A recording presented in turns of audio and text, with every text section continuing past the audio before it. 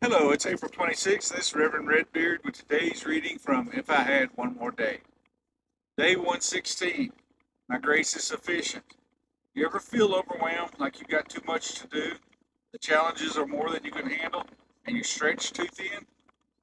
I can relate if so. Even as I write this to you, I'm feeling stretched. It's been a busy week already with more to do. But I want to encourage you, as I encourage myself, to lean into God. Psalm 103:13 through 14 assures us, as a father has compassion on his children, so the Lord has compassion on those who fear him.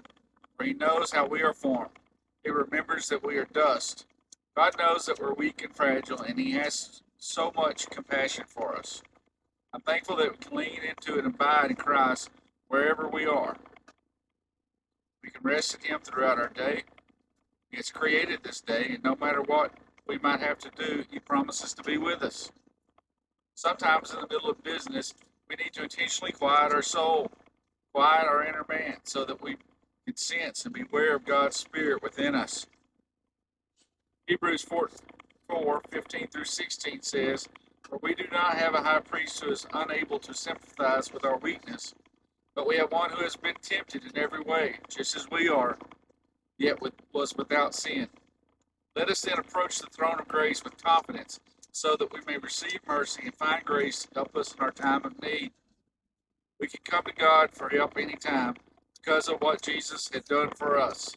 Jesus' sacrifice has made a way for us to come right into God's presence and receive his grace.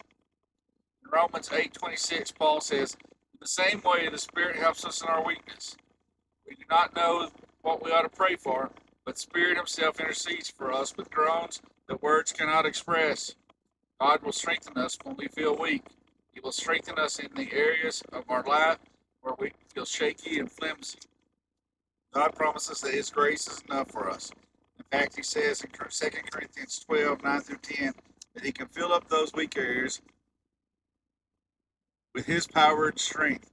But he said to me, My grace is sufficient for you, for my power is made perfect in weakness. Therefore I will boast all the more gladly about my weakness, so that Christ's power may rest on me. That is why, for Christ's sake, I delight in weaknesses, insults, hardships, and persecutions, and difficulties. For when I am weak, then I am strong. God empowers us in our weakness to do what he asks us to do, to interact with others, and to bring Jesus into situations. I pray that if you feel weak and worn down, you'll be filled up and strengthened by God's grace. I pray you all have a great day. Be blessed.